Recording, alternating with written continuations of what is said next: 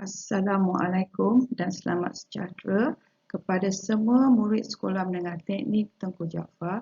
Diharap semuanya berada di dalam keadaan sihat sejahtera hendaknya. Pada hari ini, kita akan teruskan pembelajaran online fizik dengan topik aruhan elektromagnet di bawah bidang pembelajaran keelektromagnetan. Standard pembelajaran kita pada hari ini yang pertama, menghuraikan aruhan elektromagnet dalam suatu dawai lurus dan solenoid.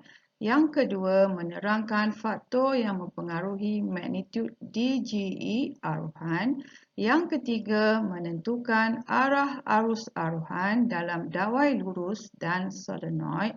Yang keempat, mereka bentuk penjana arus terus dan penjana arus ulang-alik. Apakah yang dimaksudkan dengan aruhan elektromagnet? Aruhan elektromagnet ialah satu proses menghasilkan arus elektrik dengan mengubah medan magnet atau pemotongan flux magnet. Arus elektrik yang terhasil dikenali sebagai arus aruhan. Bagaimana kita hendak menentukan arus aruhan terhasil? Caranya adalah melihat pesongan jarum galvanometer. Pesongan jarum galvanometer menunjukkan adanya arus yang mengalir di dalam gegelung. Sekarang kita menjalankan aktiviti bagi menghasilkan arus aruhan dalam satu dawai lurus. Dawai lurus atau konduktor ini digerakkan ke atas dan ke bawah dalam medan magnet. Jadi, arus elektrik akan terhasil dalam konduktor. Aktiviti yang seterusnya adalah kita menggerakkan magnet ke atas dan ke bawah bagi menghasilkan arus elektrik dalam konduktor. Jika konduktor digerakkan ke atas atau ke bawah dalam medan magnet, arus elektrik akan terhasil dalam konduktor. Arus elektrik akan terhasil dalam konduktor. Jadi, kehadiran arus aruhan boleh diperhatikan dengan menggunakan galvanometer, iaitu apabila arus elektrik terhasil, jadi arus itu akan mengalir dan menyebabkan pesongan kepada galvanometer. Konsep penjanaan arus aruhan berdasarkan pemotongan flux magnet. Konduktor ini jika digerakkan ke atas dan ke bawah akan menghasilkan pemotongan flux magnet. Lebih banyak flux magnet yang dipotong, lebih besar magnitud arus aruhan yang terhasil. Jadi, kehadiran arus aruhan boleh diperhatikan dengan menggunakan galvanometer. Sekarang kita hendak menjalankan aktiviti bagi menghasilkan aruhan elektromagnet dalam satu dawai lurus. Magnet dan konduktor adalah pegun. Kita perhatikan tiada pesongan jarum galvanometer. Ini menunjukkan tiada arus aruhan yang terhasil kerana tiada pemotongan flux magnet. Apabila konduktor digerakkan ke atas, kita dapati bahawa jarum galvanometer terpesong ke kiri. Ini menunjukkan bahawa terhasilnya arus aruhan di dalam konduktor. Ini adalah kerana terdapatnya pemotongan flux magnet.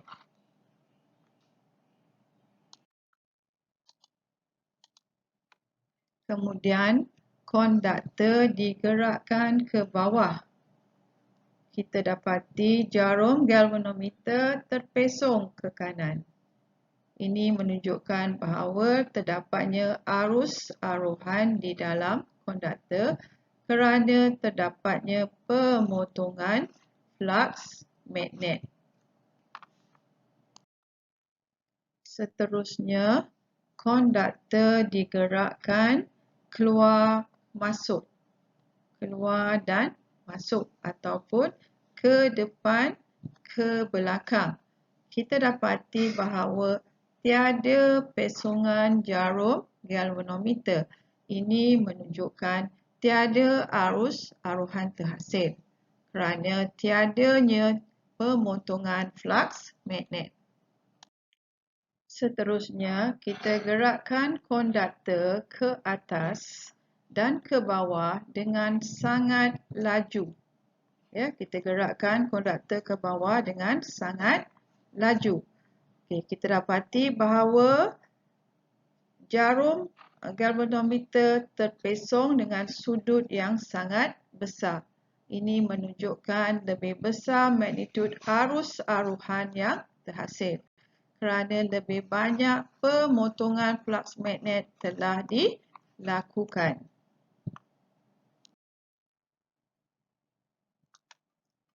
Kesimpulannya, jika konduktor keluar dan masuk, maka tiada pemotongan flux magnet.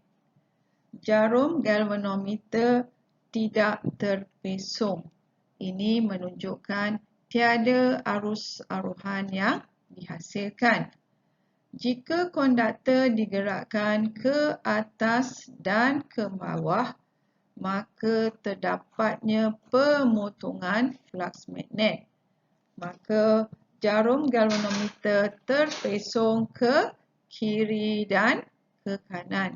Jadi ini menunjukkan arus dihasilkan. Jika konduktor digerakkan ke atas dan ke bawah dengan sangat laju, maka terdapatlah pemotongan flux magnet. Jarum galvanometer akan terpesong dengan sudut yang sangat besar. Ini menunjukkan magnitud arus yang lebih besar dihasilkan.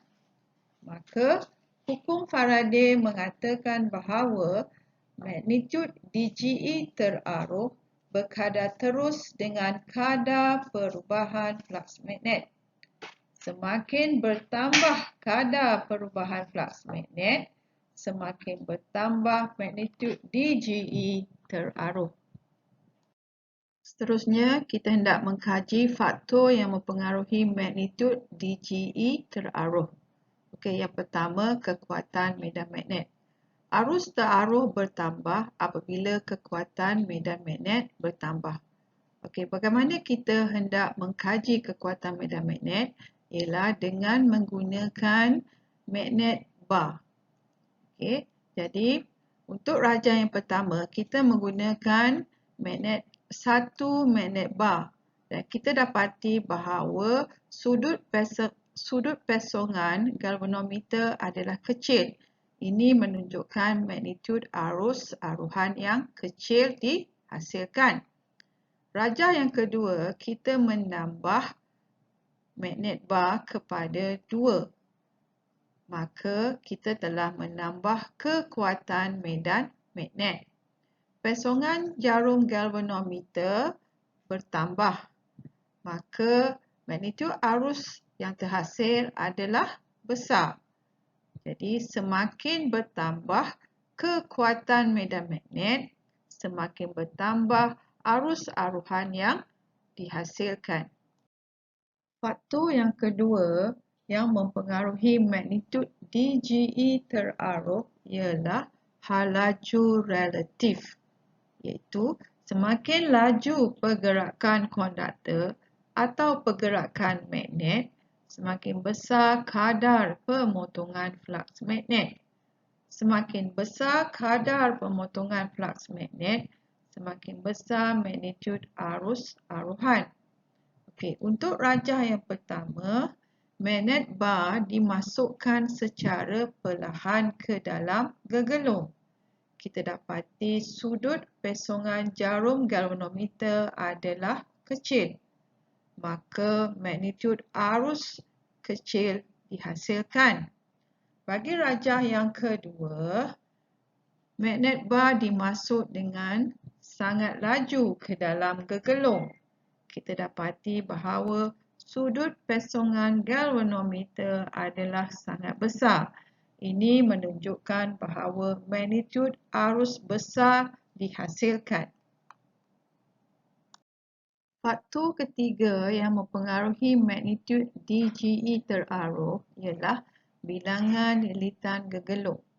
Lebih besar bilangan lilitan gegelung, lebih besar pemotongan flux magnet. Apabila lebih besar pemotongan flux magnet, lebih besar magnitud arus aruhan akan terhasil. Rajah pertama menunjukkan bilangan lilitan gegelung yang kecil ataupun sedikit. Rajah yang kedua menunjukkan bilangan lilitan gegelung yang banyak ataupun besar. Jadi apabila magnet bar dikeluarkan daripada gegelung yang bilangannya kecil, kita dapati bahawa sudut pesongan galvanometer adalah kecil. Ini menunjukkan magnitud arus yang kecil dihasilkan. Apabila magnet bar dikeluarkan daripada lilitan gegelung yang banyak, kita dapati bahawa sudut pesongan galvanometer adalah besar. Ini menunjukkan magnitud arus yang besar dihasilkan. Sekarang kita nak menjawab soalan. Soalan terdiri pada dua rajah iaitu rajah P dan rajah Q. Sekarang kita nak membandingkan rajah P dan rajah Q. Mula-mula kita lihat bilangan lilitan. Rajah P ada 2 bilangan lilitan, rajah Q ada 4 bilangan lilitan.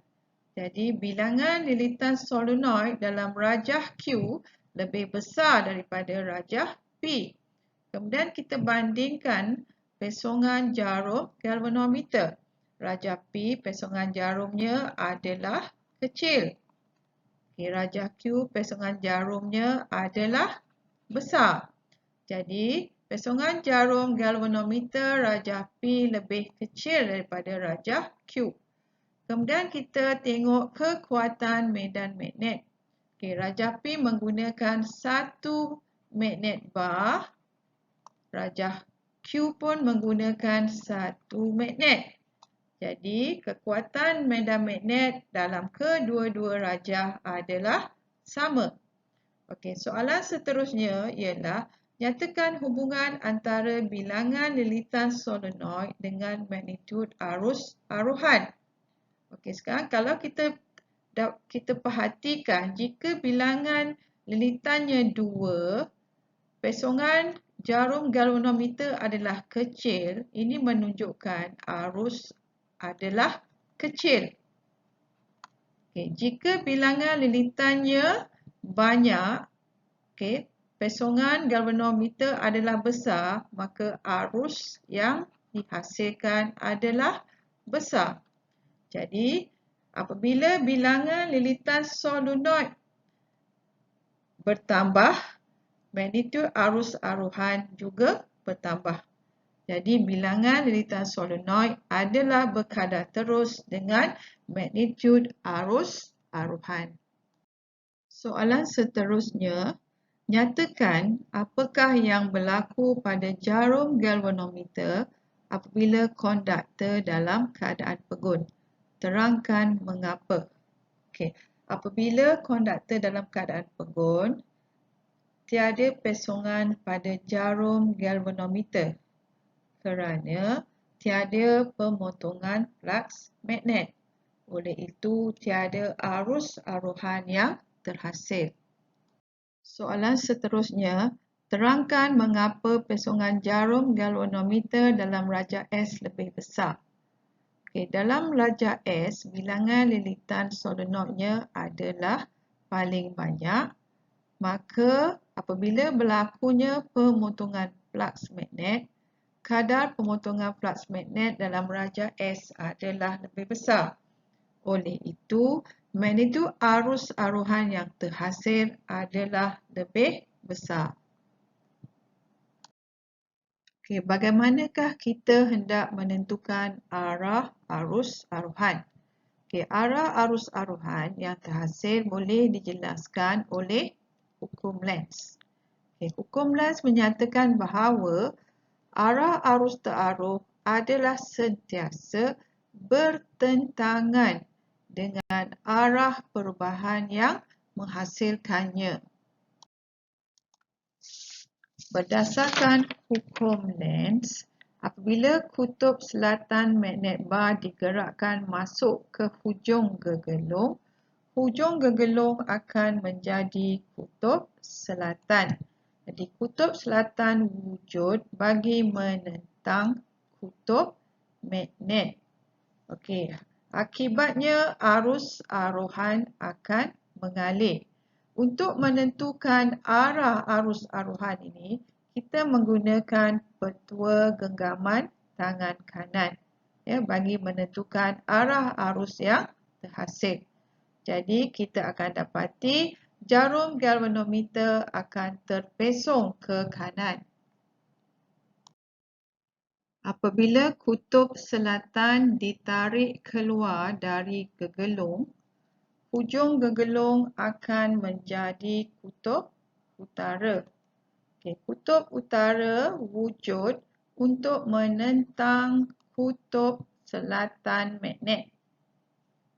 Akibatnya, arus aruhan mengalir dan jarum galvanometer terpesong ke kiri. Jadi, bagaimanakah kita hendak menentukan arah arus yang terhasil? Okay, caranya adalah menggunakan petua genggaman tangan kanan. Apabila kutub utara ditarik keluar daripada gegelung, hujung gegelung akan menjadi kutub selatan untuk menentang gerakan kutub utara. Akibatnya, arus aruhan mengalir dan jarum galvanometer terpesong ke kanan. Apabila kutub utara magnet bar digerakkan masuk ke dalam hujung gegelung akan menjadi kutub utara untuk menentang gerakan kutub utara magnet bar. Akibatnya, arus aruhan akan mengalir di dalam gegelung dan jarum galvanometer akan terpesong ke arah kiri. Prinsip aruhan elektromagnet boleh diaplikasikan dalam penjana arus elektrik. Terdapat dua jenis penjana iaitu penjana arus terus dan penjana arus ulang-alik. Petua yang digunakan dalam penjana arus terus dan penjana arus ulang-alik ialah peraturan tangan kanan Fleming. Untuk menggunakan peraturan tangan kanan Fleming, ketiga-tiga jari iaitu jari telunjuk, jari hantu dan ibu jari diluruskan supaya bersudut tepat antara satu sama lain. Jari telunjuk menghala ke arah medan magnet, ibu jari menghala ke arah daya, maka jari hantu akan menunjukkan arah arus. Aplikasi aruhan elektromagnet boleh digunakan dalam penjana arus terus iaitu contohnya dinamo, penjana arus ulang-alik contohnya penjana elektrik. Sebuah penjana arus terus menjanakan arus pada satu arah sahaja. Struktur sebuah penjana arus terus adalah sama dengan struktur sebuah motor arus terus iaitu ia menggunakan commutator.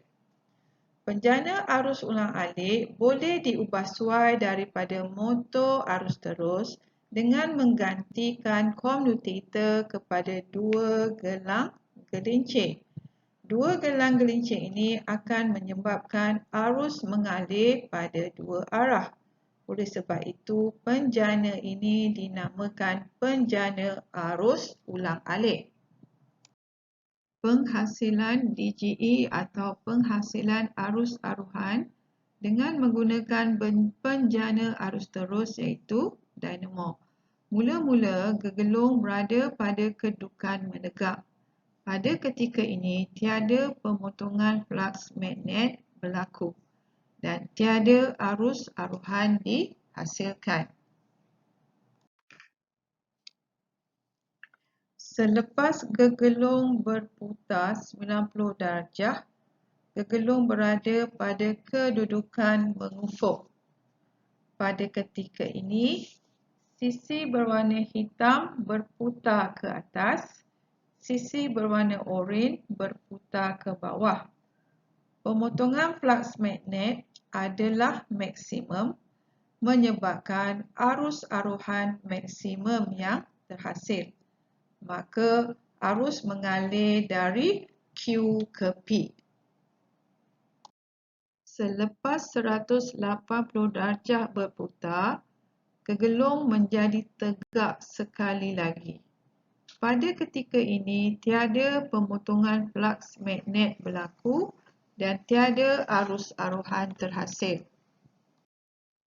Lepas 270 darjah berputar, gegelung berada pada kedudukan mengufuk sekali lagi.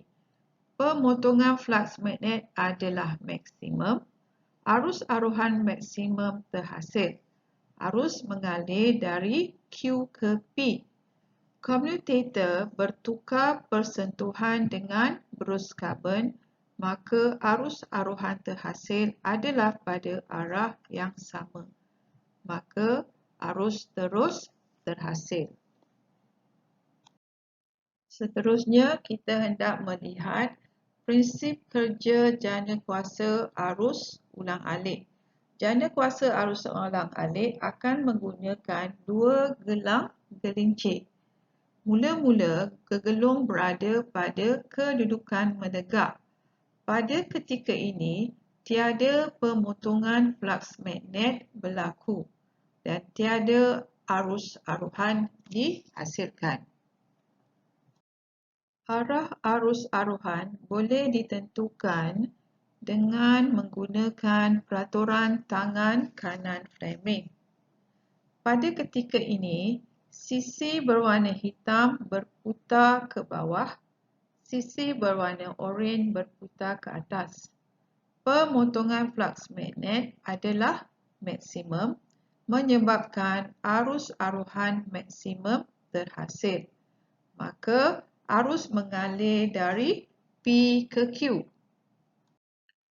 Selepas 180 darjah berputar, gegelung menjadi tegak sekali lagi. Pada ketika ini, tiada pemotongan flux magnet berlaku dan tiada arus aruhan terhasil.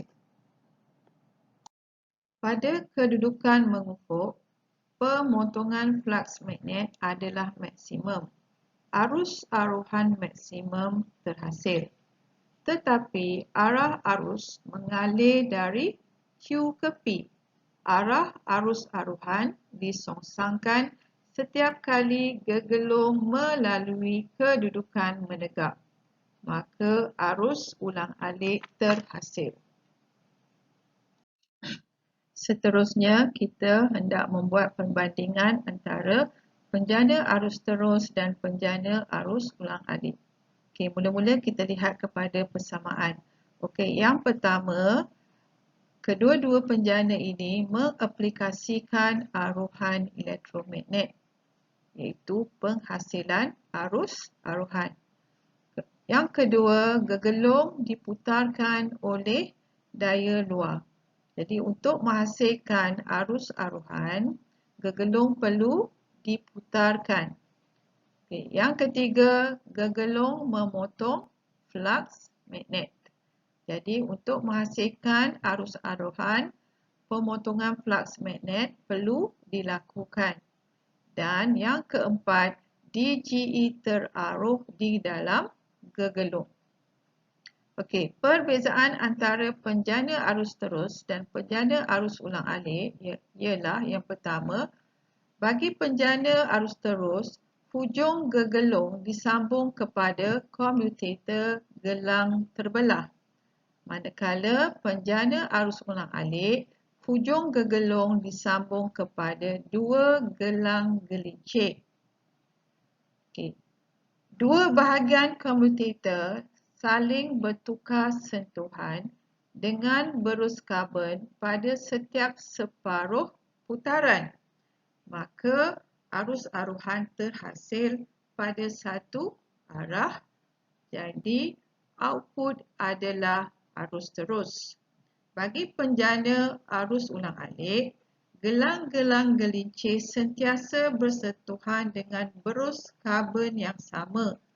Maka arah arus aruhan yang terhasil adalah pada dua arah. Oleh itu, output ialah arus ulang-alik. Okey, itu saja penerangan cikgu mengenai arus aruhan dan penjana arus terus dan penjana arus ulang-alik. Sekian, terima kasih.